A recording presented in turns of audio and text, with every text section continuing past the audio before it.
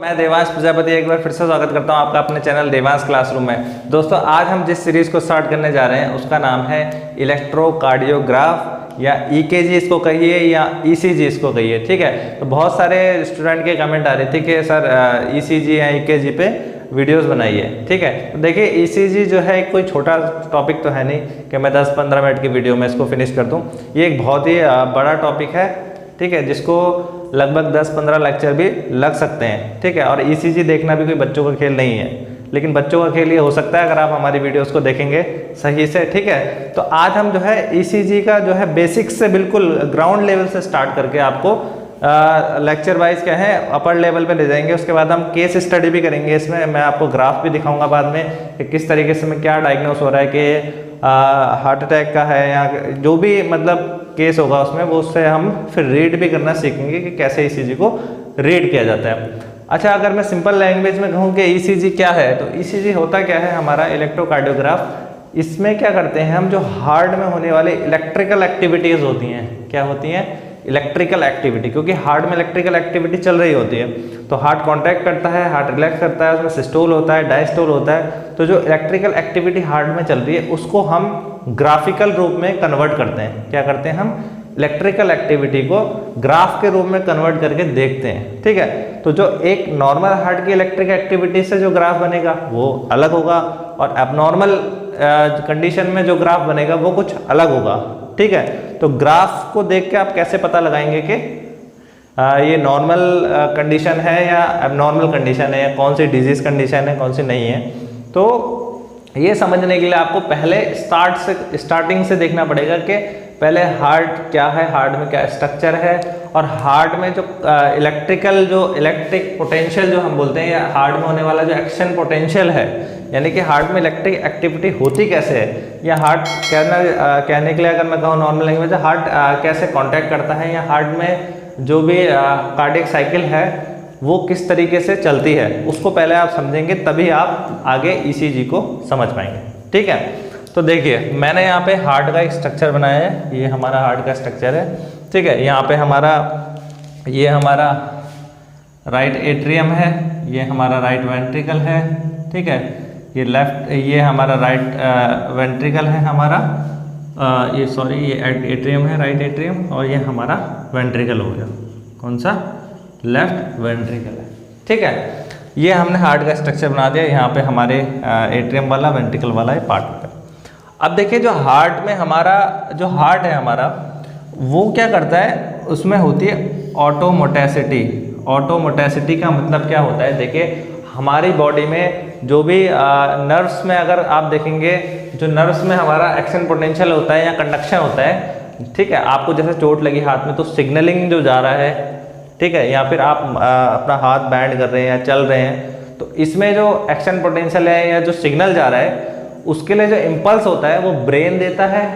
ठीक है, या तो ब्रेन देगा या नर्व्स के थ्रू होता है, कोई ना कोई एक दूसरा एक उसका कारण होता है पीछे उसको सिग्नल देने के लिए। ठीक है, अगर मैं हाथ अपना स्ट्रेच कर रहा हूँ तो मसल को सिग्नल देने के लिए ब्रेन जो हमारा सीएनएस सेंट्रल नर्वस सिस्टम वो उसको सिग्नल दे रहा है। लेकिन हार्ट में क्या है, ऑटोमोटेसिटी होती है। इसका मतलब क्या है, इसे किसी सिग्नल की कोई ज़रूरत नहीं होती है, ये खुद ब खुद क्या है अपने आप ही इम्पल्स क्रिएट करता है, खुद ही, मतलब एक प्रकार से कहें तो एक प्रकार से खुद ही इलेक्ट्रिसिटी जनरेट करता है। ये हार्ट क्या है, खुद ही चलता है, ऐसे किसी के ब्रेन की भी सिग्नल की जरूरत नहीं है कि हाँ चलने के लिए ब्रेन की। कई बार क्या होता है, जैसे पेशेंट देखा होगा आपने, कोमा में चला गया, उसका वो ब्रेन डेड हो रखा है लेकिन फिर भी उसका हार्ट चल रहा है, क्योंकि हार्ट को किसी भी चलने के लिए किसी भी कंडक्शन की बाहर से ज़रूरत नहीं होती। ठीक है, वो खुद कंडक्शन करने में या इलेक्ट्रिसिटी को जनरेट करने में कहूँ तो मैं, वो खुद ही क्या है सक्षम है, बना खुद ही वो क्या कर सकता है, अपना कंडक्शन कर सकता है। अब कंडक्शन कैसे होगा क्या है वो अभी जानेंगे। ठीक है, अब ये जो हमारा हार्ट है ये कंडक्शन कर सकता है खुद ही, ऑटोमोटेसिटी इसको हम कहते हैं। ठीक है, अब हार्ट के अंदर जो हमारी जो पार्ट है इसकी मसल्स हैं, मतलब जो भी टिश्यूज़ होते हैं उसके, ठीक है, उसको इंटरनल जो हमारे टिश्यूज़ होते हैं इसके, इसको बोलते हैं मायोकार्डियम। ठीक है, 3 लेयर होती है हार्ट में, एक होती है पेरी, इंडो और मायो। जो पेरी होती है, पेरिकार्डियम होती है बाहर वाली लेयर, इंडोकार्डियम बीच की होती है, फिर ये अंदर वाली होती है मायोकार्डियम। तो हम यहाँ मायोकार्डियम की बात कर रहे हैं। ठीक है, बहुत ही ध्यान से समझिएगा, अगर आपको ईसीजी रीड करना सीखना है तो बहुत ही ध्यान से वीडियो को देखिएगा। तो मायोकार्डियम इंटरनल हमारा स्ट्रक्चर है, इसमें जो सेल्स हैं, जो भी सेल्स हैं हार्ट के अंदर वो मायोकार्डियम से बनी हुई है। अब जो मायोकार्डियम हमारा जो है वो टू टाइप्स की सेल्स में डिवाइड होता है, ठीक है। एक तो नोडल सेल्स होती हैं, नोडल सेल्स वो होती हैं जो कंडक्शन स्टार्ट करती हैं, ठीक है, और कंडक्शन स्टार्ट करके कंडक्शन को फैलाती हैं। जैसे कि हमारा ऐसे नोड, आपको पता है कि हार्ट में क्या होता है, ऐसे नोड होता है जो कि हमारा पेस मेकर होता है। ये क्या है हमारा ऐसे नोड, यहीं से हमारा क्या है इलेक्ट्रिकल जो सिग्नल है वो जनरेट होता है, इसे कोई सिग्नल नहीं देता है, खुद ही इलेक्ट्रिकल सिग्नल को क्या है जनरेट करेगा। तो जो ऐसे नोड हो गया हमारा, ये एक नोडल सेल्स है, ठीक है। हमारा ए बी नोड हो गया, ये भी नोडल सेल्स के तो अंदर आता है। फिर है देखे, पहले इलेक्ट्रिकल सिग्नल क्या है हमारा ऐसे नोड से जनरेट होगा, फिर वो हमारा क्या है, फिर वो सिग्नल जाता है हमारा ए बी नोड पे। कौन सा नोड है ये, एट्रियोवेंट्रिकुलर नोड जो होता है हमारा, ये ए बी नोड पे जाता है। ए बी नोड से आप जानते हैं ये फिर होता है बंडल ऑफ हिस होता है, ठीक है। ये हमारा क्या है बंडल ऑफ हिस है, और बंडल ऑफ हिस से होते होते दो ब्रांच डिवाइड होती हैं। बंडल ऑफ पहले सिग्नल ऐसे नोड से जनरेट होगा, फिर ए बी नोड पे जाएगा, ए बी नोड से सिग्नल क्या होता है हमारा बंडल ऑफ हिस पे जाता है। ये भी हमारा क्या है नोडल सेल का ही एक पार्ट है या टाइप है। फिर ये है उसके बाद दो ब्रांच में डिवाइड होता है, एक तो होती है हमारी राइट बंडल ब्रांच और एक होती है लेफ्ट बंडल ब्रांच। कौन सी, एक राइट बंडल ब्रांच और लेफ्ट बंडल ब्रांच। और उसके बाद जब ये बंडल ब्रांच जाती है आगे, फिर ये छोटे छोटे फाइबर्स में डिवाइड हो जाती है, इसको हम बोलते हैं परकिंजे फाइबर। आपने सुना होगा परकिंजे फाइबर के बारे में, परकिंजे फाइबर में डिवाइड हो जाती है। तो ये जो स्ट्रक्चर बने हुए हैं, ये जो स्ट्रक्चर हमारे बने हुए हैं, ये बने होते हैं हमारे नोडल सेल से। किस सेल से, नोडल सेल से। और इनका जो काम है मेनली, इनका काम ये होता है कि सिग्नल को पूरे हार्ट तक क्या करें, फैला दें, ठीक है, सर्कुलेट करने का ये काम करते हैं। कौन, ये जितने भी स्ट्रक्चर मैंने आपको बताया, ऐसे node, A V node, bundle of His, right bundle branch, left bundle branch, Purkinje fiber, और सब बने होते हैं ये नोडल सेल्स से, ठीक है। और दूसरा मायोकार्डियम का जो सेल्स का पार्ट होता है वो होता है हमारा कॉन्ट्रैक्टाइल सेल्स का। कौन सी सेल्स का, कॉन्ट्रैक्टाइल सेल्स होती हैं। मतलब हार्ट में एक सेल तो एक टाइप सेल का वो है जो इलेक्ट्रिकल सिग्नल को ले जा रहा है, और दूसरा टाइप वो है जो सिग्नल को कैच करके फिर हार्ट को कॉन्ट्रैक्ट करा रहा है, ठीक है। हार्ट में सिस्टोल डेवलप करा रहा है, फिर रिलैक्सेशन हो रहा है, कॉन्ट्रैक्शन रिलैक्सेशन ये सब चल रहा है, तो ठीक है। तो दो चीज़ें हार्ट में होती है, एक इलेक्ट्रिकल इवेंट हो रहा है और एक मैकेनिकल इवेंट होता है। तो इलेक्ट्रिकल इवेंट जो होता है वो नोडल सेल्स के थ्रू हो रहा है, और मैकेनिकल इवेंट कॉन्ट्रैक्टाइल रिलैक्सेशन जो हो रहा है वो हमारा कॉन्ट्रैक्टाइल सेल्स के थ्रू होता है। अब कॉन्ट्रैक्टाइल सेल्स में इसमें क्या है हमारा, एक्टिन आती है, मायोसिन, ट्रोपोनिन, ट्रोपोमायोसिन, ठीक है, सार्कोप्लाज्मिक रेटिकुलम, ठीक है, ये सब इसमें आता है इसके थ्रू, ठीक है। तो दो टाइप हमने पढ़ लिए यहाँ पे, ये दो टाइप से इसको हम डिवाइड कर सकते हैं। सिग्नलिंग का आपने पढ़ लिया कि सिग्नल यहाँ पे जनरेट किस तरीके से होता है। अब देखिए, हार्ट को मैंने बताया कि ऑटोमोटेसिटी होती है, हार्ट अपना सिग्नल खुद ब खुद जनरेट करता है। तो कैसे जनरेट करेगा, तो जो हमारा ये जो हमारी नोडल सेल है, ये जो हमारा ऐसे नोड है, ठीक है, मान लीजिए मैंने इसका एक छोटा सा पीस लिया इसकी सेल्स का, और मैंने उसको यहाँ पे जूम आउट कर दिया। ये हमारी क्या है, नोडल सेल है, ठीक है। ये सेल को मैंने एक पीस लेके यहाँ एक नोडल सेल का दिखा दिया। मैंने एक पार्ट लिया मैंने, कौन सा, कॉन्ट्रैक्टाइल सेल का, जो हमारे वेंट्रिकल में और एट्रियम में जो यहाँ पे फैली हुई होती है सेल, ये सब जो होता है पार्ट जो होता है जो कॉन्ट्रैक्ट करता है उसको बोलते हैं कॉन्ट्रैक्टाइल सेल। उसका एक पार्ट मैंने यहाँ बना दिया है, ठीक है। अब देखिए क्या होता है, किस तरीके से सिग्नल जनरेट होता है, ये है आप मैकेनिज्म आपको देखना है। देखिए क्या होता है, जो नोडल सेल है हमारी, देखिए कोई भी जो है पोटेंशियल होता है उनके अंदर, कोई भी सेल होती है उसके अंदर पहले से क्या होता है, कोई ना कोई पोटेंशियल होता है। तो इसमें क्या होता है, इसके अंदर के साइड में माइनस नेगेटिव में नेगेटिव पोटेंशियल होता है पहले से। वैसे तो इसमें कोई भी स्टेबल पोटेंशियल नहीं होता है हमारे नोडल सेल्स में। तो इसमें जो पोटेंशियल अंदर होता है वो होता है -60 वोल्ट का। कितना, -60 वोल्ट का इसमें नॉर्मली पोटेंशियल होता है। कब होता है, जब ये होती है पोलराइज कंडीशन में होती है नॉर्मली, ठीक है। ये पोलराइज कंडीशन है, इसकी नॉर्मल कंडीशन में क्या होगा, इसमें -60 वोल्ट का इसमें क्या होता है, वोल्टेज मतलब ये कह सकते हैं जो भी इसका है इसमें होता है, ठीक है। ठीक है, अब क्या होगा इसके अंदर, इसमें होते हैं सोडियम चैनल होते हैं, सोडियम चैनल। कुछ ऐसे सोडियम चैनल होते हैं जिसे बोलते हैं हम फनी सोडियम चैनल। क्या बोलते हैं? Funny sodium channels. Funny sodium channels होते हैं, ठीक है। इसके अंदर अब मैंने आपको दिखाते हैं ग्राफ में, ये वोल्टेज का ग्राफ है, ये टाइम का ग्राफ है, ठीक है। अब क्या होगा, ये फनी सोडियम चैनल में क्या होता है कि ये क्या करते हैं, सोडियम को लीक करने लगते हैं। अब अंदर तो जो है अंदर जो पोटेंशियल है वो नेगेटिव है -60 मिली वोल्ट का, और बाहर क्या होगा, पॉजिटिव होगा, माइनस या +60 वोल्ट का होगा, ठीक है। तो जैसे सोडियम क्या है, अब सोडियम एक प्रकार का आयन, पॉजिटिव आयन है, तो सोडियम क्या है इसके अंदर लीक होने लगता है, सोडियम आयन लीक होते हैं। तो जैसे ही सोडियम आयन इसमें लीक होते हैं तो इसमें क्या होगा, पोटेंशियल क्या होगा, धीरे धीरे क्या होगा, बढ़ने लगेगा। क्या होगा, बढ़ने लगेगा, ठीक है। अब क्या होगा, पोटेंशियल यहाँ बढ़ेगा। तो जैसे ही क्या होता है, ये पोटेंशियल पहुंचता है हमारा, देखिए क्योंकि मैंने यहाँ बताया, क्योंकि ये लीकी सोडियम फनी चैनल होते हैं, अपने आप ही लीक करने लगते हैं, किसी भी पोटेंशियल की या किसी भी स्टिमुलस की, किसी भी चीज़ की कोई ज़रूरत नहीं होती, सिर्फ लीक होते रहते हैं अपने आप ही। तो लीकिंग की वजह से सोडियम अंदर जाता है, और ये क्या है, हमारा जो पोटेंशियल है, आप कह सकते हैं जो माइनस में था, यहाँ मान लीजिए कि ये बीच में ये हमारा यहाँ 0 है, ठीक है, और ये यहाँ पे 0 से नीचे जा रहा है, माइनस हो गया। तो जैसे ही ये लीकी सोडियम से चैनल से सोडियम एंटर करेगा तो क्या होगा, पोटेंशियल क्या है हमारा, बढ़ने लगेगा, बढ़ेगा, ठीक है, क्योंकि अंदर पॉजिटिव आयन जा रहा है, तो इसकी नेगेटिविटी क्या होगी, खत्म होने लगेगी। तो धीरे धीरे धीरे जैसे ये -55 के आसपास पहुंचेगा, -55 कितने पे पहुंचेगा, -55 पे जैसे ये पहुंचेगा तो क्या होता है, जो वोल्टेज गेटेड सोडियम चैनल है, यहाँ पे जो है ये है voltage gated sodium channel. Voltage gated sodium channel हम उसे कहते हैं जो सोडियम चैनल वोल्टेज एक उनका सेट पॉइंट होता है कि इतनी वोल्टेज अगर हमको मिलेगी तो हम ऑन हो जाते हैं, वो खुल जाते हैं अपने आप ही, क्या होंगे, वोल्टेज गेटेड सोडियम चैनल। और ये जो सोडियम चैनल थे इन्हें बोलते हैं फनी सोडियम चैनल, जिन्हें किसी भी वोल्टेज की कोई ज़रूरत नहीं होती, वो बेचारे पहले से लीक करते रहते हैं, ठीक है, वो लीक ही करते रहते हैं, उन्हें कोई मतलब नहीं होता।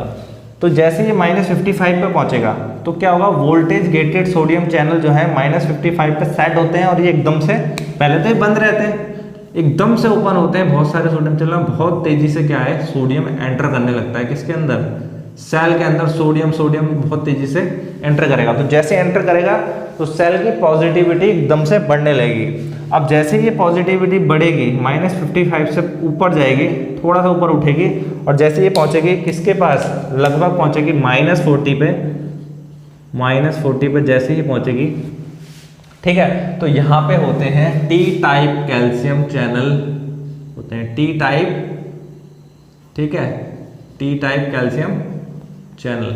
अब ये टी टाइप कैल्शियम चैनल क्या है, ये चैनल जो है -40 मिली वोल्ट जो है पोटेंशियल पे क्या है, ये भी यहाँ पे उपलब्ध होते हैं, लेकिन पहले से ये है क्लोज रहते हैं। लेकिन जैसे पोटेंशियल -40 पे पहुंचेगा तो ये भी क्या है, ओपन हो जाते हैं। कौन से, टी टाइप वाले। तो जैसे ही T type sodium calcium channel open होंगे तो कैल्शियम बहुत तेजी से एंटर करने लगेगा।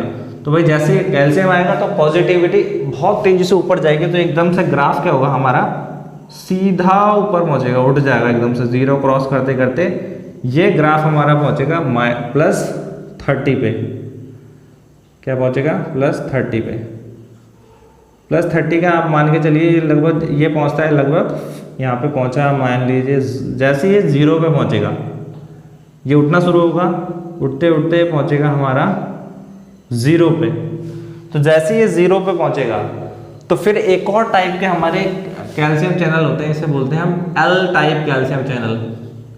और एल टाइप कैल्शियम चैनल क्या होते हैं, ये भी वोल्टेज गेटेड चैनल होते हैं, लेकिन ये कब ओपन होते हैं, जब वोल्टेज पहुंचती है लगभग 0 के अप्रॉक्स। तो -40 पे टी टाइप ओपन हो गया और 0 पे ओपन हो गया कौन सा, एल टाइप। तो जैसे एल टाइप कैल्शियम चैनल पहले से बंद होते हैं, ये ओपन हो जाते हैं बाद में, तो कैल्शियम और ज़्यादा अंदर जाने लगता है। तो इसके वजह से पॉजिटिविटी क्या है, और बढ़ते बढ़ते और पहुंचती है फिर 40 पे। कहाँ पहुंचेगी? 40 पे, प्लस 40 वोल्ट पे, 40 मिली वोल्ट पे। तो जैसे ये 40 मिली वोल्ट पे पहुंचेगी तो 40 मिली वोल्ट पे पहुंचने के बाद क्या होता है, तुरंत ही क्या होता है, ये जो चैनल है हमारे सोडियम चैनल एकदम से बंद हो जाते हैं। ठीक है, इस तरीके से मैं आपको बता देता हूँ। जैसे ये चैनल है,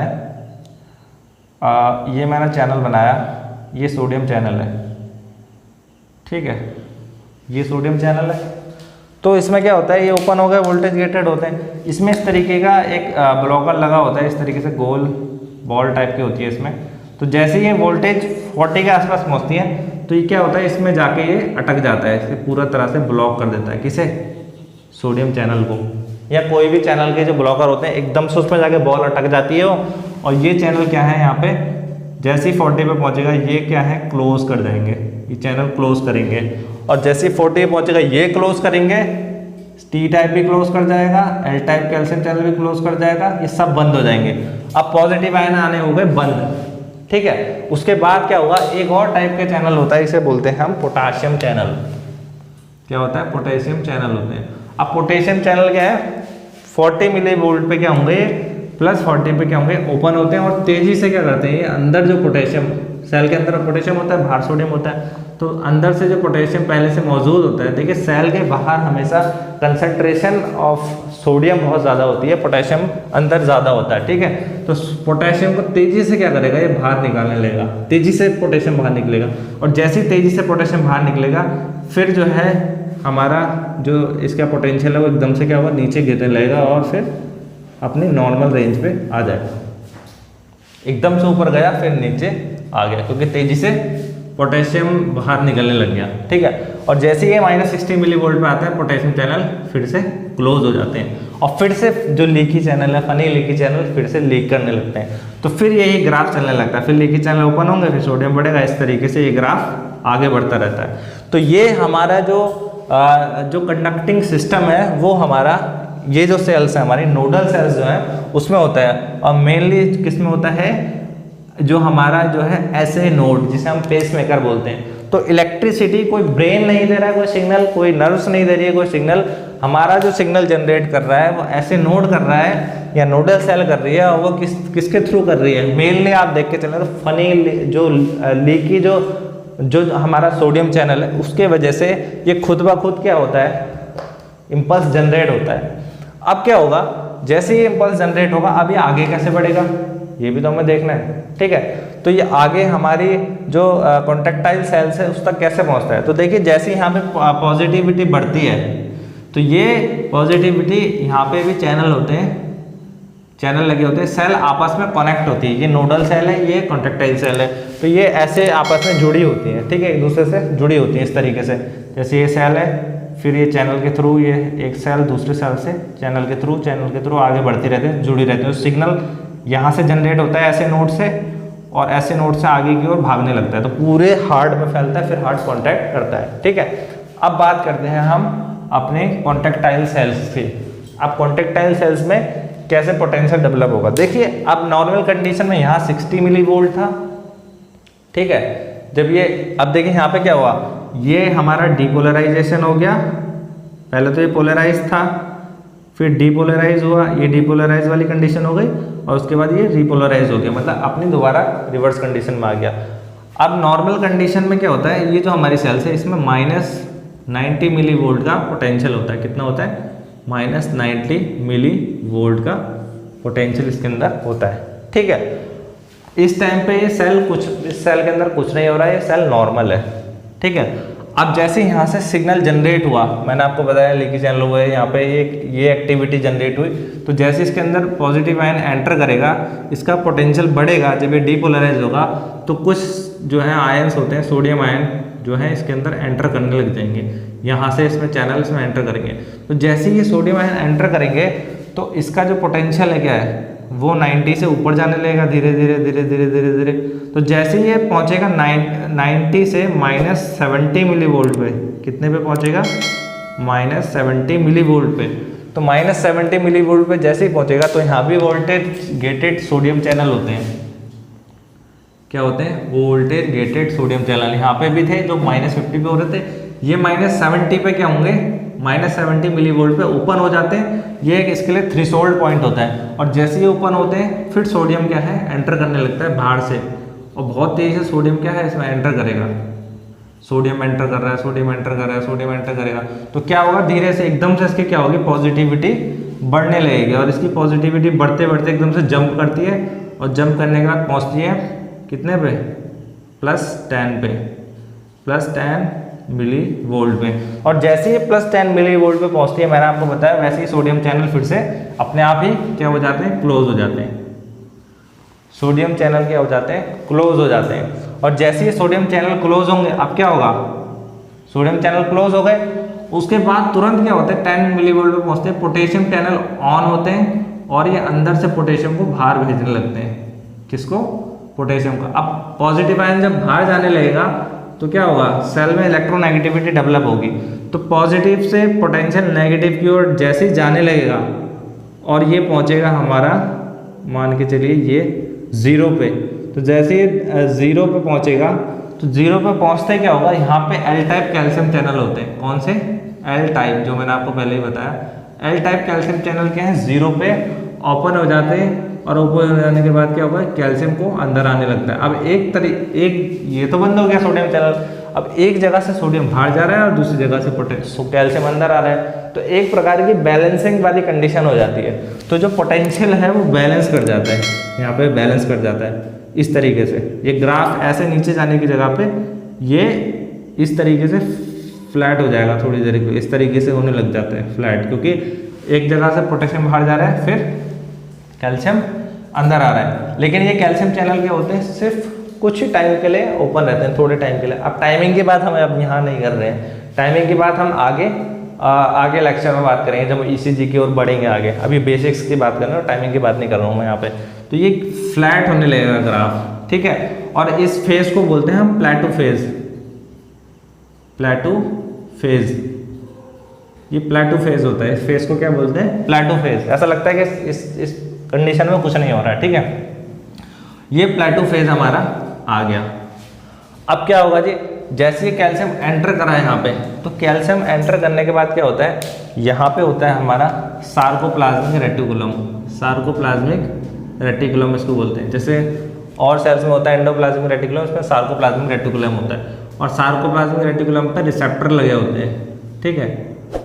ये हमारे रिसेप्टर लगे होंगे, तो जैसे ही कैल्शियम इस पर अटैच होगा इस रिसेप्टर पे, तो सार्कोप्लाज्मिक रेटिकुलम के अंदर बहुत ज़्यादा कंसंट्रेशन के अंदर कैल्शियम भरा हुआ होता है। आपको पता है कैल्शियम भरा पड़ा होता है किसके अंदर, सार्कोप्लाज्मिक रेटिकुलम में। और फिर क्या होता है, जैसे ये इसमें अटैच होता है, इसमें यहाँ से कुछ चैनल ओपन होते हैं और बहुत सारा कैल्शियम लीक करने लगता है। क्या करेगा, कैल्शियम लीक करेगा। आई थिंक दिख नहीं रहा होगा यहाँ पे साफ साफ, देखने की कोशिश कीजिए। ये लीक करेगा कैल्शियम, और लीक करने के बाद ये कैल्शियम कहाँ जाता है हमारा, यहाँ पे एक स्ट्रक्चर होता है हमारा, प्रोटीन होते हैं, इसे बोलते हैं हम मायोसिन। मायोसिन का नाम सुना होगा आपने। और ये होता है हमारा एक्टिन। एक्टिन और मायोसिन आपने मसल्स में भी पढ़ा होगा। हार्ट मसल्स के कॉन्ट्रैक्शन में क्या होता है, कॉन्ट्रैक्शन के लिए एक्टिन और मायोसिन फिलामेंट होते हैं जो कराते हैं कॉन्ट्रैक्शन को।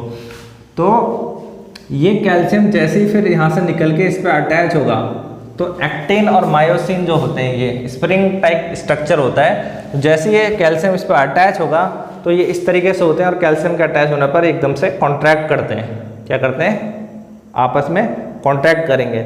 और ये वो कंडीशन है जब हार्ट की मसल जो है कॉन्ट्रैक्ट करती है और उसमें सिस्टोल होता है। तो समझ में आया आपको सिस्टोल किस तरीके से हो रहा है, ऐसे नोड से किस तरीके से सिग्नल जनरेट हुआ, और सिग्नल कैसे आगे बढ़ा, और फिर वहाँ से कैल्शियम लीक होकर कैल्शियम एंटर करा, फिर वो हमारा क्या है। और ये जो रिसेप्टर है इसे बोलते हैं ट्रोपोनिन, ठीक है। इस पे अटैच हुआ और एक्टिन और मायोसिन आपस में कॉन्ट्रैक्ट करे, और उसके बाद क्या हुआ, हार्ट में सिस्टोल की कंडीशन डेवलप हुई, ठीक है। अब हार्ट में सिस्टोल हो गया। अब ये तो है नहीं कि हार्ट हमेशा कॉन्ट्रैक्ट रहेगा, ठीक है। तो जैसे सिस्टोल होगा, सिस्टोल होने के बाद फिर ये रिलैक्स हो जाएगा, और जो एक्स्ट्रा कैल्शियम इसमें बचा होता है वो यहाँ पे चैनल्स होते हैं बहुत सारे, यहाँ पे चैनल्स बने होते हैं, और इन चैनल के थ्रू क्या हो जाता है, वापस कैल्शियम अंदर इसके अंदर सार्कोप्लाज्मिक रेटिकुलम में वापस जमा होने लगता है। ठीक है, अब यहाँ पे चैनल तो ब्लॉक हो चुका है, यहाँ से तो वापस जाएगा नहीं, तो ये सार्कोप्लाज्मिक रेटिकुलम के अंदर जमा हो जाने लगता है। ठीक है, अब यहाँ पे हमारा प्लेटो फेज चल रहा था, जब प्लेटो फेज चल रहा था तो यहाँ कॉन्ट्रैक्शन हुआ। उसके बाद अचानक से क्या होता है, जो पोटेशियम चैनल है, क्योंकि कैल्शियम चैनल तो बंद हो गया, और क्या होता है अचानक से पोटेशियम चैनल, कैल्शियम चैनल बंद हो गया, पोटेशियम चैनल खुले ही है लेकिन और ज़्यादा खुल जाते हैं, तो फिर एकदम से ग्राफ क्या होता है, फिर से नीचे आ जाता है। तो ये कंडीशन हो गई हमारी रीपोलराइजेशन। ठीक है, ये है हमारा पोलराइज कंडीशन है। फिर यहाँ पे डीपोलराइज हुआ, डीपोलराइज का प्लेटो फेज आया, फिर हुआ रीपोलराइज। फिर ये ग्राफ इस तरीके से आगे बढ़ेगा, यूं यूं यूं ऐसे करके ऐसे। तो इस तरीके से ग्राफ लगातार हार्ट का आगे बढ़ता रहता है। अब ईसीजी भी जो हमारा है, वो ईसीजी का जो ग्राफ है वो भी लगभग इसी पे डिपेंड करता है, इसी इलेक्ट्रिकल एक्टिविटीज़ के ऊपर डिपेंड करता है। वो कैसे बनता है ग्राफ, वो आगे जानेंगे। अभी हमें ये पढ़ा हमने, उसके बाद हमें अभी और भी कई चीज़ें, वेक्टर वगैरह भी पढ़ने हैं, और कंडक्शन के बारे में पढ़ना है, किस तरीके से कंडक्शन होता है। तो देखिए, इसमें ऐसे नोड से सिग्नल जनरेट हुआ, खुद ब खुद जनरेट हो रहा है, यहाँ पे किसी इम्पल्स की जरूरत नहीं पड़ रही। फिर ये हमारा क्या है, हमारा कॉन्ट्रैक्टाइल सेल में गया। अब ये जो सोडियम है वो आगे दूसरी सेल में जाएगा, और उसमें भी सेम कंडीशन उसमें भी होगी, और लगातार सिग्नल क्या है, एक सेल से दूसरी सेल में इस तरीके से आगे इस चैनल के थ्रू जनरेट होता रहेगा सिग्नल, और एकदम इतनी तेज़ी से ये सिग्नल जनरेट होता है। वैसे एक एक करके सारी सेल्स कॉन्टैक्ट होती हैं, लेकिन हमें इतनी तेज़ी से ये होता है कि हमें एक साथ हार्ट पूरा कॉन्टैक्ट करते हुए दिखाई देता है। ठीक, हार्ट पूरा ऐसे करके धीरे से अगर आप देखेंगे तो पूरा ऊपर से लेके नीचे की ओर कॉन्टैक्ट करता है। तो ये जो कंडीशन है, तो ये जो सिग्नल है इस तरीके से, जैसे सेल में आगे बढ़ रहा है, इस तरीके से ये होता हुआ यहाँ से ऐसे नोड से एवी नोड से हमारा अपर गंजे फाइबर, ये जो हमारा एवी नोड से होते हुए फिर जाएगा बंडल ऑफ हिज, फिर राइट लेफ्ट बंडल ब्रांच, फिर परकिंजे फाइबर में जाएगा, और इन फाइबर से होते हुए फिर ये क्या होगा, कॉन्टैक्टाइल सेल्स में एंटर करेगा, और पूरी सेल में एंटर करने के बाद फिर हार्ट क्या होता है, हमारा कॉन्टैक्ट करता है। तो हार्ट कॉन्टैक्ट करने, कैसे कॉन्टैक्ट करता है, सिस्टोल होता है, ये हमारा पूरा इसका मैकेनिज्म है। तो आई थिंक आपको जो कार्डियक जो एक्शन पोटेंशियल है, जो ईसीजी का बहुत ही बेसिक्स है, ये अगर आपको नहीं पता होगा तो आप कभी भी ईसीजी के बारे में कुछ जान नहीं सकते। फिर इतनी सी डेफिनेशन पता होगी कि हार्ट की इलेक्ट्रिकल जो एक्टिविटी है उसको हम ग्राफिकल रूप में कन्वर्ट कर देते हैं, वह हो गया खत्म। इतना सा ईसीजी नहीं है, ईसीजी है बहुत बड़ा। ठीक है, और उसके लिए सबसे बेसिक चीज़ है, आपको हार्ट का जो है कार्डियक एक्शन पोटेंशियल आपको समझ में आना चाहिए। देखिए, ये जो टॉपिक है ये आपको और भी जगह में काम आएगा। अगर आप कैल्शियम चैनल ब्लॉकर जो हार्ट के लिए जो ड्रग यूज़ होता है वो अगर पढ़ेंगे आप, ठीक है, तो जितने भी ब्लड प्रेशर के लिए जो ड्रग्स यूज़ होते हैं वो पढ़ेंगे अगर आप हाइपरटेंशन के लिए, तो उसमें भी ये पूरा का पूरा आपके काम आने वाला है। तो ये एक बेसिक लेक्चर था इलेक्ट्रोकार्डियोग्राफ का। ठीक है, उसके लिए बेसिक्स जो है मैंने एक बेस तैयार किया है अभी। ठीक है, तो आपको अगर ये पसंद आया होगा लेक्चर तो लाइक ज़रूर करें। ठीक है, और अपने फ्रेंड्स को शेयर भी कर सकते हैं। ठीक है, और इस लेक्चर को अच्छे से देखिएगा, और आगे आने वाले लेक्चर पे भी आप अच्छे से ध्यान रखिएगा, उसको देखिएगा। तो आप अगर रेगुलर सारे लेक्चर देखेंगे और ईसीजी पूरा फिनिश करेंगे तो आई होप आप ईसीजी देखना बहुत ही अच्छे से सीख जाएंगे, और एक बार में ईसीजी देख के बता सकते हैं कि इसमें क्या पैथोलॉजिकल कंडीशन है, हार्ट नॉर्मल है या नहीं है। तो ठीक है, थैंक यू वेरी मच।